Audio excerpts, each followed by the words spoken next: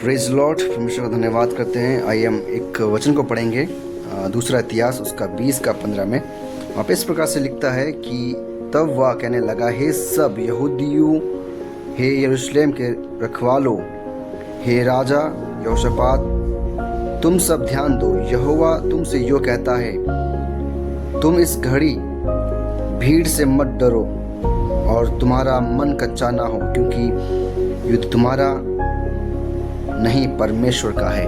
आमीन, हालेलुया। ये जो इस पद में जब हम पढ़ते हैं तो यहाँ पे एक बात को दिखाता है, यहाँ पे बता रहा है कि युद्ध क्या है, हमारा नहीं, युद्ध परमेश्वर का है। आमीन, हालेलुया। मेरे प्रिय, आज के समय पे हर एक व्यक्ति अपने जीवन में, वे सभी लोग एक इसी तरह के एक जो युद्ध में वे लोग हैं, और वे इस चीज़ को नहीं समझ पा रहे हैं कि कैसे इस युद्ध को जीतें इसको, है ना। और वो युद्ध किसी तरह का भी हो सकता है। मैं उस युद्ध के बारे में नहीं बोल रहा हूँ कि जो पिछले जो बहुत समय, जो इतिहास के जो समय पे वो लड़ाई होता था तलवारों के साथ में, भालों के साथ में, है ना, घोड़ों रथों में आके लड़ाई करते थे राजा महाराजा।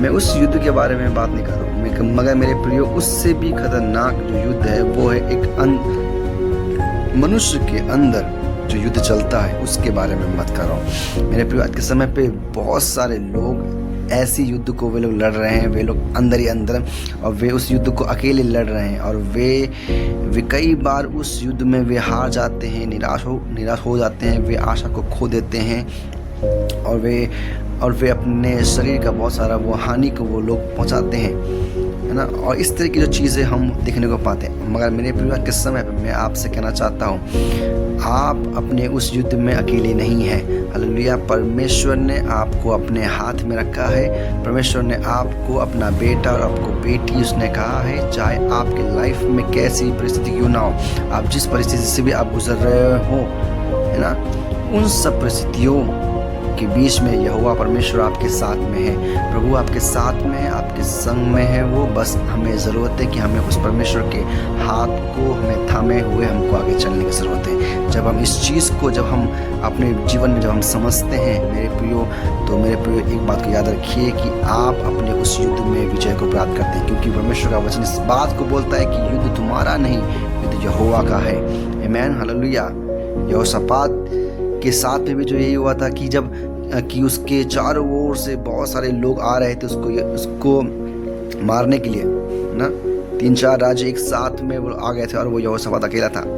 और उस समय पे परमेश्वर बोलता है कि युद्ध क्या है, तुम्हारा नहीं, युद्ध यहोवा का है। आमीन, हालेलुया।